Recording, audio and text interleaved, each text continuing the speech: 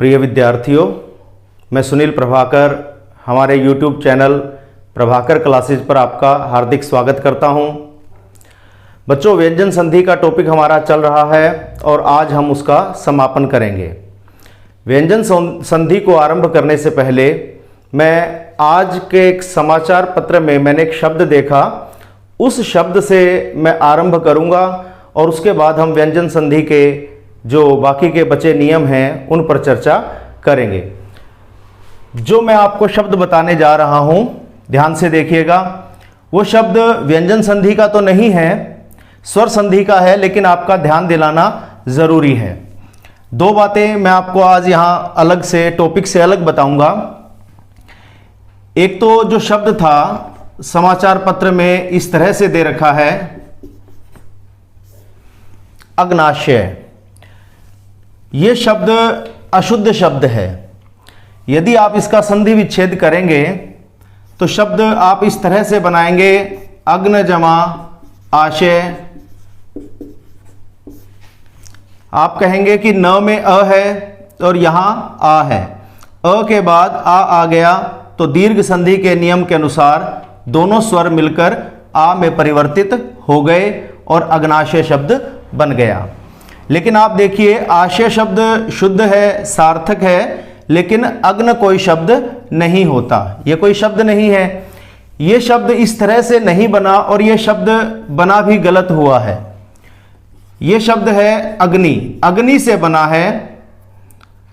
अग्नि शब्द में जब आप आशय शब्द की संधि करेंगे तो यहां आप देखिए संधि चिन्ह से पहले ई स्वर है और बाद में भिन्न स्वर आ रहा है, तो ये यण संधि का उदाहरण है। ठीक है, तो यहां से हम इस ई स्वर को निकालेंगे और ई स्वर को निकालकर यण संधि के नियम के अनुसार य में परिवर्तित कर देंगे। ठीक है, अब आप देखिए, आपके पास अ है, फिर आधा ग है। जब आपने नी में से ई को निकाल दिया तो आपके पास न व्यंजन आधा रह गया और इस ई को निकालकर आपने य व्यंजन में परिवर्तित कर दिया। इस य व्यंजन में जो स्वर यहां होता है, यण संधि आपको ध्यान होगी, य में परिवर्तित करेंगे और जो भी स्वर यहां होगा वो स्वर इस य व्यंजन में जुड़ जाएगा। तो य में आ जुड़ जाएगा, अगन्या, और ये श। तो अग्नि जमा आशय, अगन्याशय शब्द बनता है। यह शब्द गलत है और इसका गलत प्रयोग हो रहा है। इसके बाद कल मैंने आपको एक नियम करवाया था कि ई या ऊ स्वर के बाद जब स्थ आ जाता है तो स्थ ष्ठ में परिवर्तित हो जाता है। इसमें एक शब्द जो काफी महत्वपूर्ण था और मुझसे छूट गया था, वो मैं शब्द यहां करवाना चाहता हूं। यह शब्द है युधि जमा स्थिर। वैसे तो उदाहरणों का कोई अंत नहीं है, सारे उदाहरण तो यहां हो भी नहीं सकते, लेकिन फिर भी मुझे लगा कि यह महत्वपूर्ण है, छूटना नहीं चाहिए था, छूट गया। तो आज की कक्षा से पहले हम उसे कर लेते हैं। युधि जमा स्थिर, यहां आप देखिए ई या ऊ स्वर होना चाहिए। यहां संधि चिन्ह से पहले ई स्वर है, ठीक है, और बाद में आधा स और थ आ गया, तो हम इधर कोई परिवर्तन नहीं करेंगे, स्थ को ष्ठ कर देंगे, युधि, और ये इस तरह से मात्रा लग जाएगी, स श में बदल जाएगा और थ ठ में बदल जाएगा। ये बन जाएगा युधि जमा स्थिर, युधिष्ठिर। युधि का अर्थ होता है युद्ध में और स्थिर का मतलब है ठहरा हुआ। जो युद्ध में ठहरता है, भागता नहीं है, युद्ध में स्थिर रहता है, उसे युधिष्ठिर कहा जाता है। ठीक है, तो ये उस नियम का एक उदाहरण है। ठीक है, युधिष्ठिर शब्द में अगर हम समास की बात करें तो अलुक तत्पुरुष एक समास होता है, जो तत्पुरुष समास का एक उपभेद है, उसके अंतर्गत आता है। युधिष्ठिर शब्द में अलुक तत्पुरुष समास है और इसके बारे में ज्यादा डिटेल में आपको समास के दौरान बताऊंगा। ठीक है, तो यहां हमारा ये तो पिछला काम था। अब आप देखिए, जो आज का हम शुरू करने जा रहे हैं कि व्यंजन संधि में एक मैंने आपको बताया था, इसके अंतर्गत आता है वर्ण आगम संधि। और इस वर्ण आगम संधि को व्यंजन आगम संधि भी कहा जाता है। ठीक है, इसमें संधि चिन्ह से पहले जो शब्द होगा और संधि चिन्ह के बाद जो शब्द होगा, दोनों में कहीं कोई परिवर्तन नहीं होगा। तो क्या होगा, जो ये संधि चिन्ह है ये बीच से हट जाएगा और इसके स्थान पर किसी नए वर्ण का, किसी नए व्यंजन का आगम हो जाएगा। आगम मैंने आना, यानी एक नया व्यंजन संधि चिन्ह का स्थान ले लेगा और ये दोनों शब्द मिलकर एक शब्द में परिवर्तित हो जाएंगे। उदाहरण के लिए इसका नियम क्या है, इसमें 3 प्रकार के नियम हैं। वर्ण आगम संधि या व्यंजन आगम संधि, हिंदी में 3 इसके नियम हैं।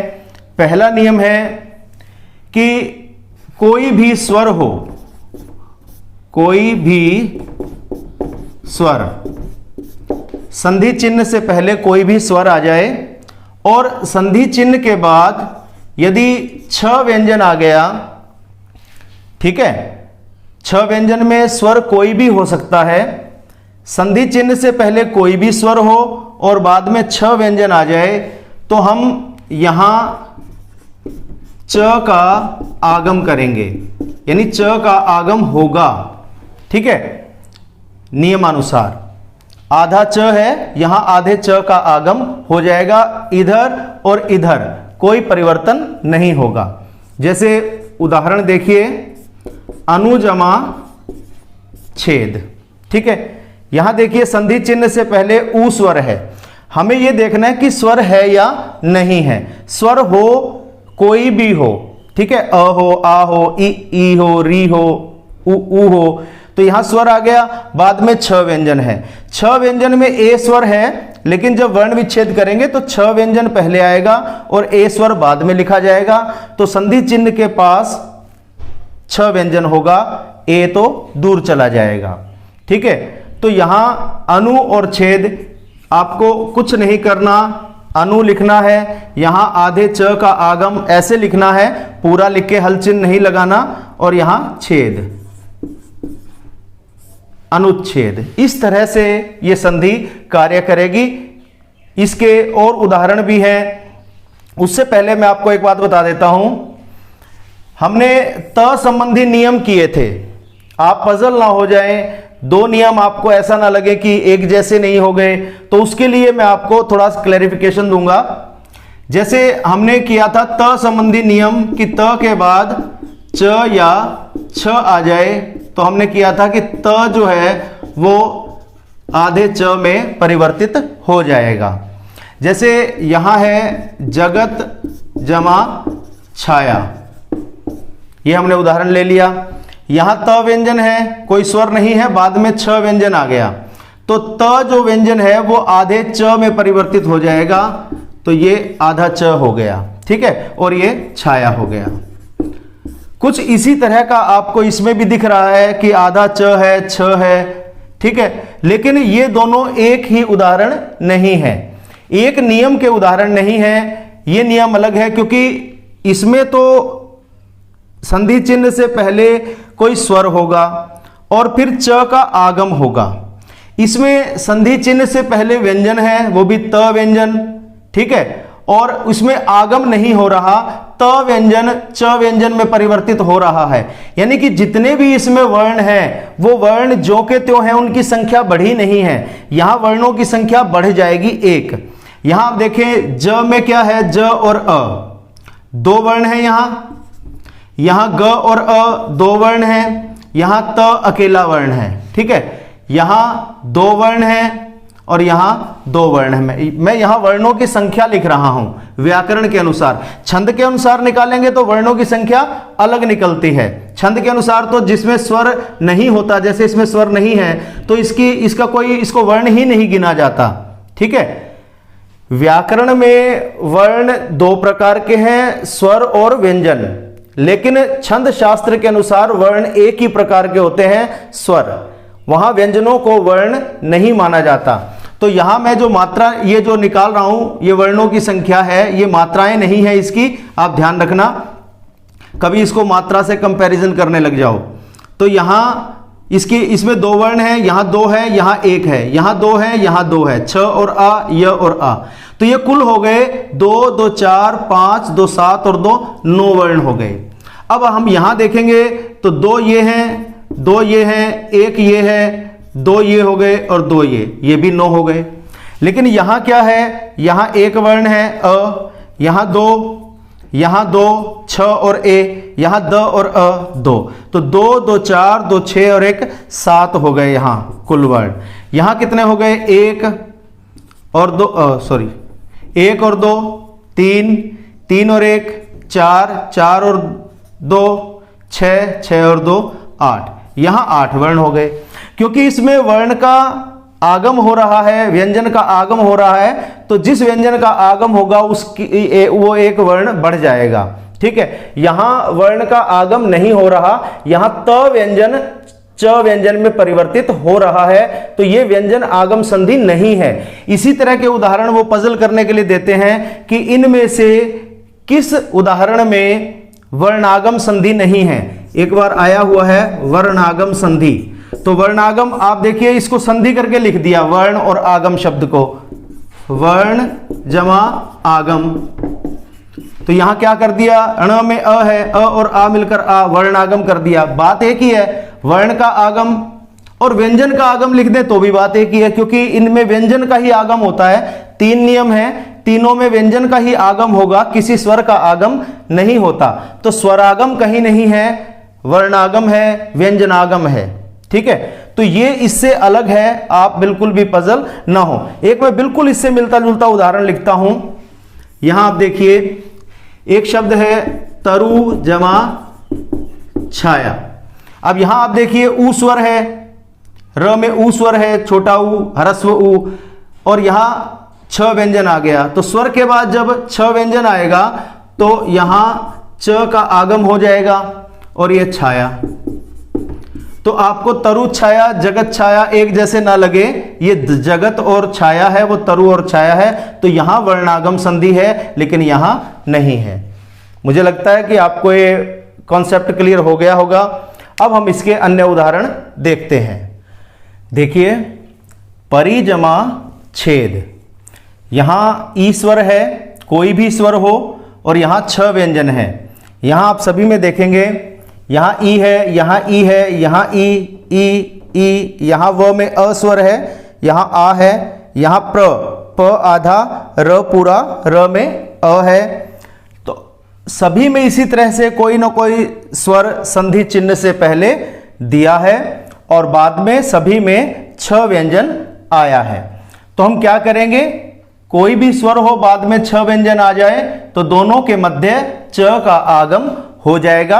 आपको च आधा लिखना है, पूरा लिख के हल चिन्ह भी नहीं लगाना। ठीक है, तो परि जमा छेद, परिच्छेद। परिच्छेद कहते हैं पुस्तक का अध्याय। परिच्छेद का अर्थ विभाजन होता है, पुस्तक का अध्याय या प्रकरण परिच्छेद कहलाता है। वी जमा छेद, वी आधा च, यहां आधे च का आगम हो जाएगा और छेद, विच्छेद। ठीक है, प्रतीत जमा छेद, प्रतिच्छेद। यहां इस तरह से इनके मध्य आधे च का आगम हो गया, तो ये व्यंजन आगम या वर्ण आगम संधि है। प्रतिच्छेद का अर्थ होता है, जैसे ज्यामितीय आकृतियां होती हैं, जियोमेट्रिकल शेप्स, जब 2 या 2 से अधिक ज्यामितीय आकृतियां परस्पर एक दूसरे को काटती हैं तो उसे प्रतिच्छेद कहा जाता है। परि जमा छद, परिच्छद, यहां आधा च आ जाएगा, परिच्छद।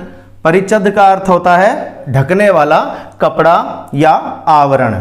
ठीक है, संधि जमा छेद, तो यहां हो जाएगा संधि, यहां आधा च आ जाएगा, संधित छेद।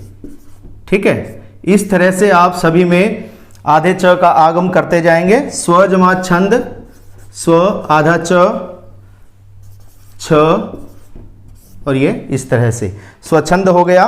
आ जमा छन्न, आ आधा च, छ आधा न, पूरा न, आछन्न।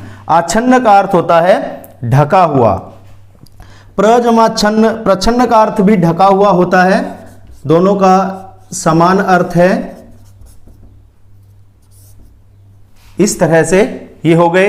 ये सभी भी इस तरह से हो जाएंगे। यहां आप देखेंगे क्ष है, क में क और श दो व्यंजन मिलकर क्ष बना है। यहां स्वर आ गया और यहां छ व्यंजन, ये इस तरह से हो जाएगा। ठीक है, तो वृक्ष छाया यानी वृक्ष की छाया। मातृ जमा छाया, तो यहां रीस्वर है, मातृ छाया, माता की छाया। ठीक है, प्रतिज जमा छाया, ये इस तरह से यहां आधा च हो जाएगा, प्रतिज छाया। ठीक है, प्रतिज छाया का अर्थ होता है प्रतिबिंब या परछाई। अगला उदाहरण देखिए, ये है रद जमा छद। रद का अर्थ होता है दांत, यानी दांतों का निशान, या होठों को रदच्छद कहा जाता है। तो ये हो जाएगा, द में अ है, आधा च, छ और द, रदच्छद यानी कि होठ। रदन जमा छद, तो रद मैंने दांत होता है, रदन का अर्थ भी दांत होता है। तो ये इसका और इसका अर्थ एक समान है। यहां अ है, रदन आधा च लग जाएगा और छद, रदनच्छद। ठीक है, यानी कि होठ। दंत जमा छद, ये भी समान है, दंत का अर्थ दांत होता है। तो ये भी इसी तरह से बनेगा, दंतच्छद। ठीक है, यानी होठ। अंग जमा छेद, ग में अ है, अंगद छेद, यानी कि अंगों को छेदने की, काटने की क्रिया को अंगद छेद कहा जाता है। प्रति जमा छवि, तो यहां हो जाएगा प्रतिच्छवि। प्रतिच्छवि का अर्थ होता है, जो प्रतिछाया का अर्थ होता है परछाई या प्रतिबिंब, वही प्रतिच्छवि का अर्थ होता है। आ जमा छादन, तो ये बन जाएगा आच्छादन। ठीक है, जैसे एक उदाहरण इसमें और है, छत्र जमा छाया। तो यहां क्या होगा, त्र त में र है, त और र दोनों मिलकर त्र बने हैं, त र, त आधा है, र पूरा है। तो र में अ है, तो यहां स्वर आ गया, बाद में छ व्यंजन आ गया। तो इसी तरह इसमें परिवर्तन हो जाएगा, छत्र छाया। तो ये ध्यान रखें, ये शब्द बहुत महत्वपूर्ण शब्द है। शुद्ध वर्तनी में भी आता है, संधि में कम आता है, लेकिन शुद्ध वर्तनी में यह शब्द ज्यादा आता है। कई बार परीक्षाओं में आया है। आमतौर पर विद्यार्थी क्या करते हैं, छत्र छाया शब्द को इस तरह से लिख देते हैं,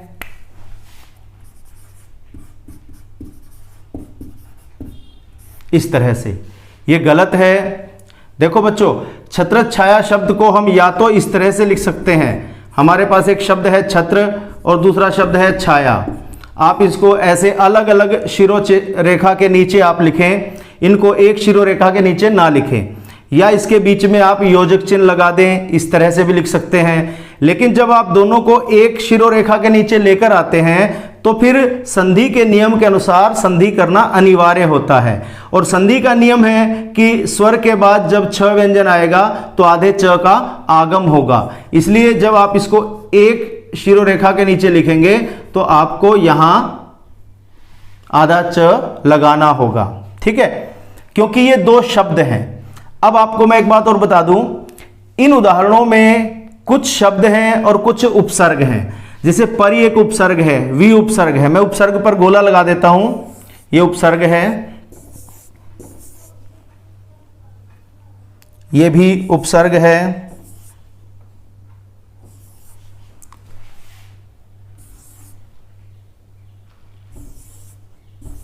ठीक है। अब जो एक उपसर्ग और एक शब्द मिलकर जब इस संधि में प्रयुक्त हो रहे हैं तो यहां आप दोनों को अलग अलग शिरोरेखा के नीचे नहीं लिख सकते। जैसे आपने यहां तो हमने कह दिया कि छत्र और छाया को आप ऐसे अलग अलग लिख सकते हैं, ठीक है, बीच में योजक चिन्ह भी लगा सकते हैं।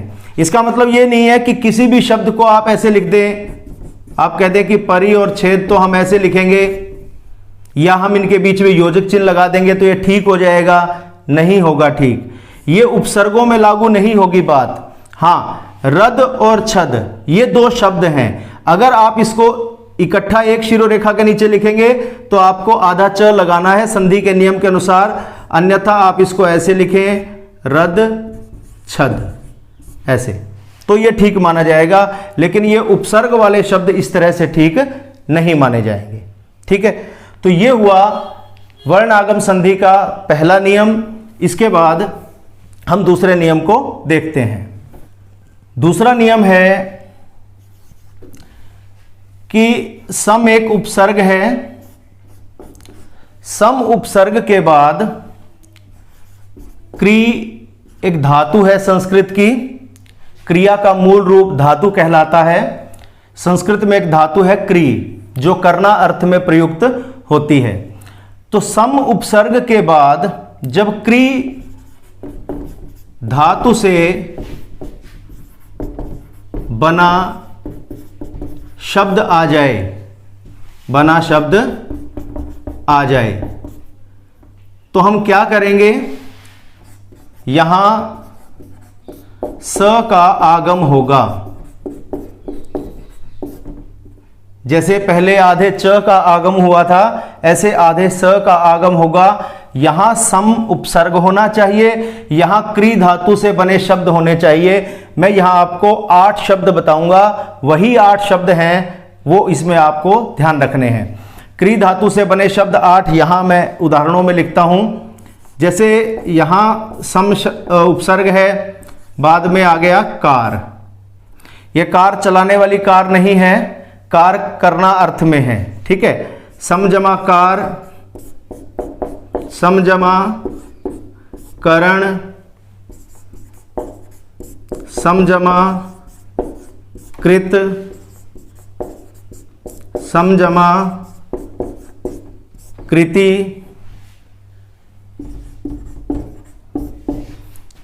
समजमा कर्ता,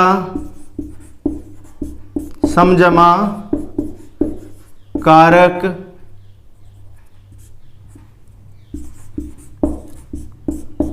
समजमा क्रिया और समजमा कार्य। ये 8 उदाहरण मैंने लिखे हैं। कार, करण, कृत, कृति, कर्ता, कारक, क्रिया, कार्य। ये जो बाद के सारे शब्द हैं ये क्री धातु से बने हैं। क्री धातु से एक शब्द और भी बनता है, वो है कर, ठीक है। ये यहां नहीं आएगा इसलिए मैंने इसको यहां अलग से लिख दिया है।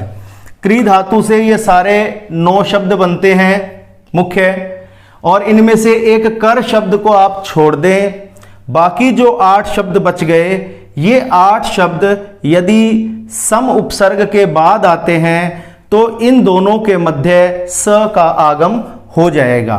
तो इसमें हमें कुछ भी अलग नहीं करना, केवल स का आगम कर देना है। एक बात और है, जो म है ये अनुस्वार रूप में पिछले वर्ण के ऊपर चला जाएगा। तो ये स हमने ये लिखा, म जो है यहां आ जाएगा अनुस्वार रूप में। इस तरह से यहां आधे स का आगम हो जाएगा। बाद में हमें यहां कोई परिवर्तन नहीं करना इस तरफ, ठीक है। तो समजमाकार, संस्कार, समजमाकरण, संस्करण, समजमाकृत, संस्कृत।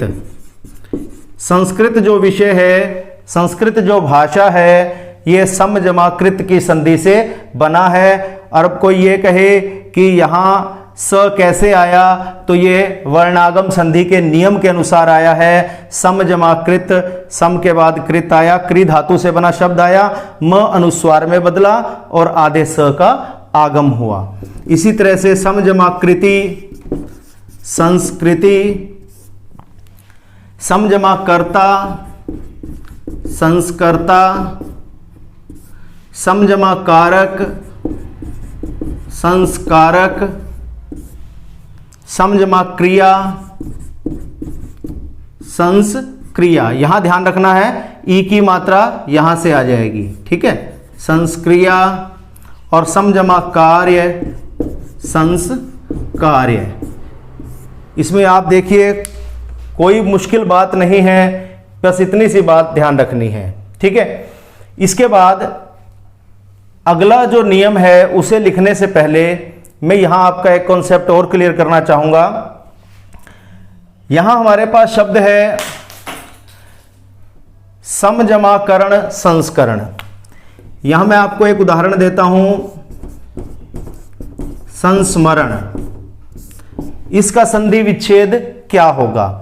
जब विद्यार्थियों से ये करवाने के बाद जब विद्यार्थियों से ये पूछा जाता है कि इसका संधि विच्छेद क्या होगा, तो वो यही ध्यान रखते हैं कि स का तो आगम हुआ है, तो वो क्या करते हैं, सम कर देते हैं कि भाई ये जो अनुस्वार है ये म से बना था तो इसको वापस म कर दो, और ये स का आगम हुआ था यहां मरण लिख दो।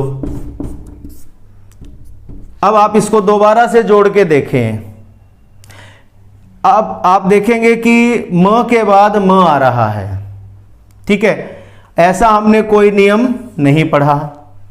आता है कहीं कहीं म के बाद म, जैसे समजमा, मोहन, ये म में कोई परिवर्तन नहीं होता, ये ज्यों का त्यों रह जाता है और ये मोहन शब्द है, तो परिवर्तन न होने के कारण इसे हम संधि में नहीं ले रहे। ऐसे बहुत उदाहरण हैं, समजमा मान, सम्मान, समजमा मेलन, सम्मेलन, समजमा मिलन, सम्मिलन, समजमा मिश्रित, सम्मिश्रित, अनेक उदाहरण हैं। लेकिन क्योंकि संधि का अर्थ है कि दो ध्वनियां मिलेंगी और उनमें परिवर्तन होगा, यहां परिवर्तन नहीं है, इसलिए हम इसको यहां गिन नहीं रहे। अब म के बाद अगर म आ जाए तो इसी के अनुसार ये इस तरह से बनना चाहिए, सम्मरण। अब आप बताइए यहां स का आगम कैसे होगा? आप कहेंगे करण में हो गया, मरण में नहीं हुआ। तो नियम क्या कहता है कि क्री धातु से बना शब्द आए। क्या यह शब्द क्री धातु से बना है? नहीं है। ध्वनि के आधार पर देख लिया, करण और मरण एक जैसे लगते हैं, एक जैसे सुनाई देते हैं, लेकिन ऐसे सुनाई देने से बात नहीं बनती। क्री धातु से बना शब्द होना चाहिए। तो इसका वर्ण विच्छेद, इसका संधि विच्छेद होगा क्या? संधि विच्छेद होगा सम जमा स्मरण। स्मरण मैंने याद। अब ये कैसे बना? आप देखें, हमने म का एक नियम पढ़ा था कि म के बाद यदि अंतस्थ या ऊष्म व्यंजन आ जाए, य र ल व या श श स ह आ जाए, तो हम म को अनुस्वार में बदल देते हैं। तो यहां हम म को अनुस्वार में बदल देंगे और ये स्मरण शब्द ज्यों का त्यों है ये लिख देंगे, ठीक है। तो ये जो स था ये पहले से ही शब्द में मौजूद था, ये हमने वर्ण का आगम नहीं किया, ठीक है। तो संस्मरण शब्द ऐसे बनेगा, ये इसका संधि विच्छेद है, ये नहीं है, ठीक है। ये आपको ध्यान रखना है और कहीं कोई कंफ्यूजन नहीं होता। अब हम इससे अगले नियम पर चलते हैं। तो इससे अगला नियम है वर्णागम संधि का अंतिम नियम, तीसरा, कि अगर यहां परि उपसर्ग हो और उसके बाद क्री धातु से बना शब्द हो तो क्या करेंगे? आपको यहां और यहां कोई परिवर्तन नहीं करना, यहां श का आगम हो जाएगा, श का आगम हो जाएगा। तो क्री धातु से बने वही 8 शब्द आएंगे, एक 9वां जो शब्द है जो क्री से कर बनता है उसे छोड़ देंगे। तो यहां क्या होगा? परिजमा कार, परिजमा करण, परिजमा कृत, परिजमा कृति,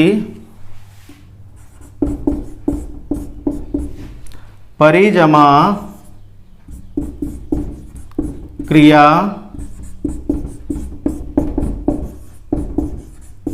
परिजमा कार्य, परिजमा कर्ता और परिजमा कारक। ठीक है, यही हमने उसमें लिखे थे पिछले नियम में, यही इसमें होंगे। बस आपको इसमें दोनों के मध्य श का आगम करना है। तो यह हो जाएगा परिजमा कार परिष्कार। ठीक है, श को आधे रूप में ही लिखना है, पूरा लिख के हलचिन्ह नहीं लगाना। परिजमाकार परिष्कार, परिजमाकरण परिष्करण, परिजमाकृत परिष्कृत, परिजमाकृति परिष्कृति, परिजमा क्रिया परिष्क्रिया। ई की मात्रा का ध्यान रखना है। परिजमा कार्य परिष्कार्य, परिजमा कर्ता परिष्कर्ता और परिजमा कारक परिष्कारक। ठीक है, ये आपको ध्यान रखना है। यहां हमारा वर्ण आगम संधि समाप्त हो जाती है। अभी मैंने आपको बताया था पिछले नियम में, मुझे एक बात ध्यान आ गई। हमने बताया था कि सम के बाद जब कर आ जाता है, कर भी क्री धातु से बना है, इसे हम वर्णागम संधि में नहीं लेते। ये वहां आता है कि हमने एक नियम किया था कि म के बाद जब किसी भी वर्ग के पहले 4 वर्णों में से कोई भी एक वर्ण आ जाए तो हम 2 विकल्प हमारे पास होते हैं। क्या होता है कि या तो हम म को अनुस्वार में बदल देते हैं और पिछले वर्ण के ऊपर लगा देते हैं, जैसे इस तरह से, तो सम जमा कर संकर, संकर बनता है। या फिर हम क्या करते हैं, म को जिस वर्ग का ये वर्ण है, म को उसी वर्ग के 5वें में बदल देते हैं, यानी इसको ऐसे 5वें में बदल दिया, म को इसके 5वें में, और क और र, संकर। तो सम जमा कर संकर इस तरह से बनेगा। इसमें वर्णागम संधि नहीं होगी, ये आपको विशेष तौर पर ध्यान रखना है। तो यहाँ हमारी वर्णागम संधि के समाप्त हो गई, और वर्णागम संधि के साथ साथ बच्चों व्यंजन संधि का हमारा यहाँ समापन हो रहा है। संधि इतनी भी कठिन नहीं है जितनी आप सोचते हैं। मेरी कोशिश है कि संधि का जो टॉपिक है वो आपके लिए बहुत आसान कर दूं और आपको टिप्स पर याद हो जाए, ये मेरी भरपूर कोशिश रहेगी। बहुत बहुत धन्यवाद।